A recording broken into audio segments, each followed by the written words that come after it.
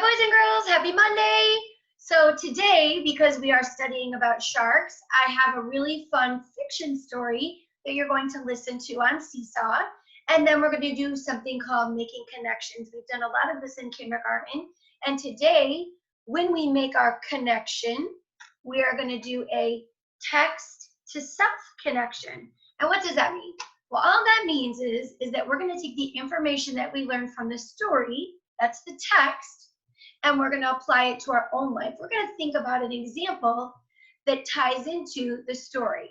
Okay, so I'm not going to say too much more because I want you to listen to the story, and then we're going to talk about making a connection with the story, something that happened in our life, and we're going to relate it to the story that we're going to listen to. Okay, and so the story that we're going to listen to today is called Gilbert the Great. It's really a cute story. Hey guys, and welcome to Polka Dot Tots.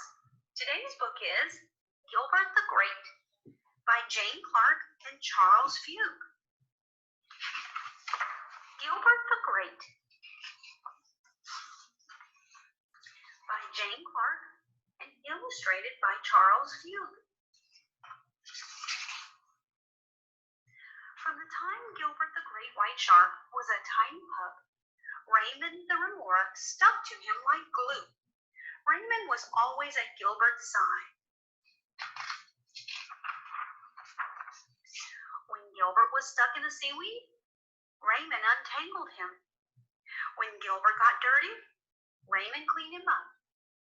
And when Gilbert lost his first row of teeth, Raymond helped him collect them for the tooth fairy. Gilbert and Raymond had lots of fun. They loved to play finball, hide and seek, and sardines. They shared everything. Then one day, Raymond told Gilbert that his family had to move across the ocean. "I don't want to go, but my mom says I have to," cried Raymond.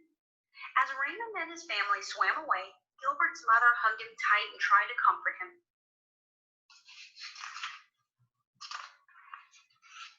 "Raymond's my best friend," said Gilbert.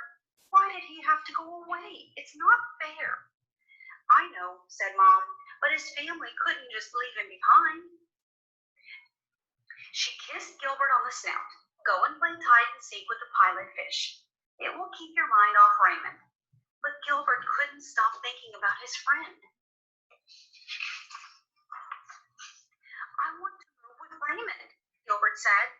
"He's moved too far away," said Mom. "We have to stay here. Let's go watch the basketball game." The Thrashing Threshers are playing the Tidal Tigers. Who do you want to win? Gilbert looked around. There were remoras everywhere, but none of them was Raymond.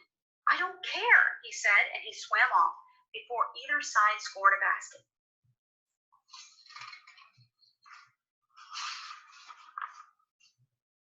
"It's my fault Raymond moved," Gilbert snapped as he passed Anil. "Last week I called him a sucker." "You didn't make Raymond leave," Mom smiled. "Everyone fights sometimes." The clownfish did their best to cheer Gilbert up, but nothing could make him smile. The next day at school, everyone was kind to Gilbert. They even gave him an extra long turn on the seesaw. "Cheer up," said Marvin the mallet. "There are plenty of fish in the sea."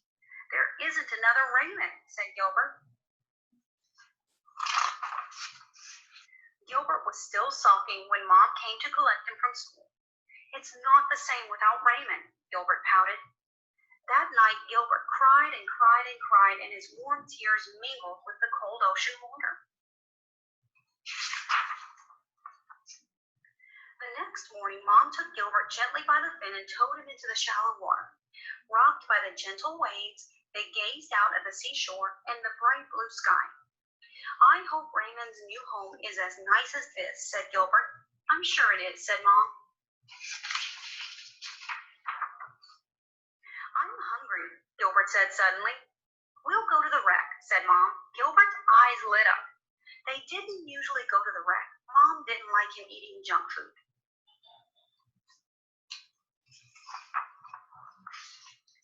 Scrunch, munch, munch, crunch. As Gilbert was biting into a pile of tin cans and bits of old boat, he spotted a small remora crying in the shadows. Gilbert stopped crunching and swam towards her. What's the matter? Gilbert asked. Mom and I moved, and I had to leave my shark behind, she sobbed. Now I don't have any friends. My remora had to move too, said Gilbert sadly. I'm so lonely. Gilbert and the remora looked at each other and smiled wobbly smiles. I'm Gilbert, said Gilbert. I'm Rita, replied the remora.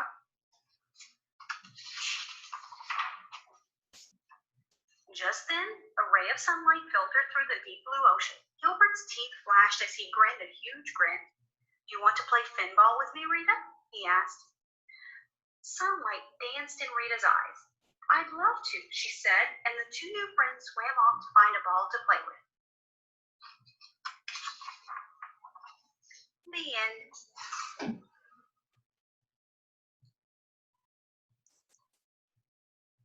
All right, guys.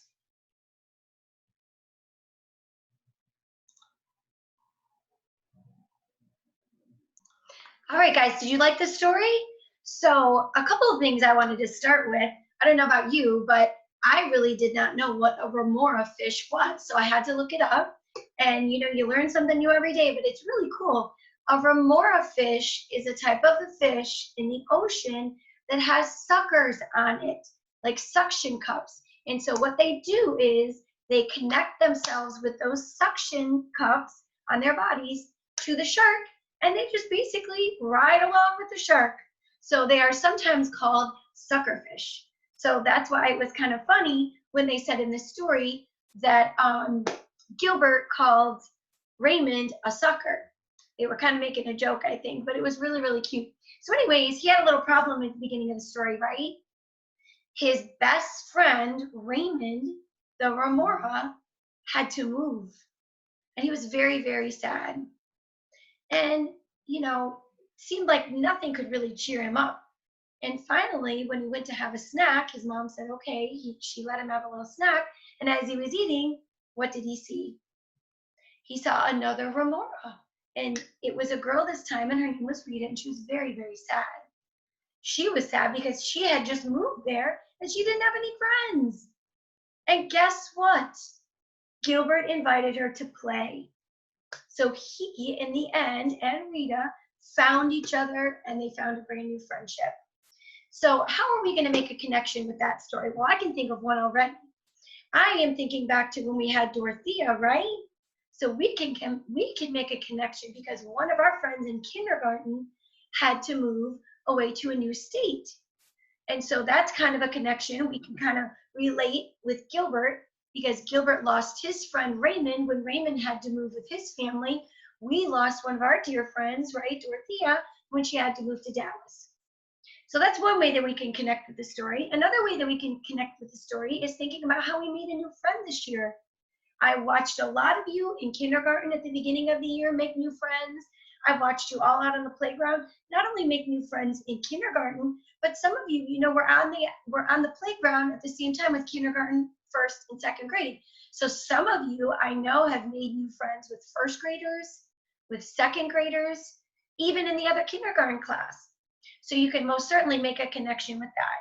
So that is your job today. Your job is to either print out the activity, or you may take a plain piece of paper, take that plain piece of paper, draw a line right down the middle, and think about how you connected with this story. So for example, if you made a new friend this year, you're going to draw a picture of you and your new friend that you made this year, and then you are going to write about it. I made a new friend in kindergarten. My new friend's name was whatever. We met on the playground, right? So tell me about your connection. How did you connect with the story? You connected with the story because just like Gilbert, you made a new friend, okay? So you're gonna write about that. You're gonna tell me about that. I made a new friend like Gilbert when I went out onto our playground and met, who knows, Valentina, Jillian Schneider, who knows? So whoever your new friend was, Maybe it's somebody in kindergarten, right? Maybe it's somebody in our very own class that you met this year and you became really good friends with. All right? So that's your job. So I'm going to be looking forward to seeing that on Seesaw. I love when you guys make connections with the stories. I think this is going to be an easy one for you, and I think it's going to be fun. And I can't wait to read what you wrote, and I can't wait to see your drawings. All right? So love you guys. Have a great afternoon, and I will see you back here later, okay?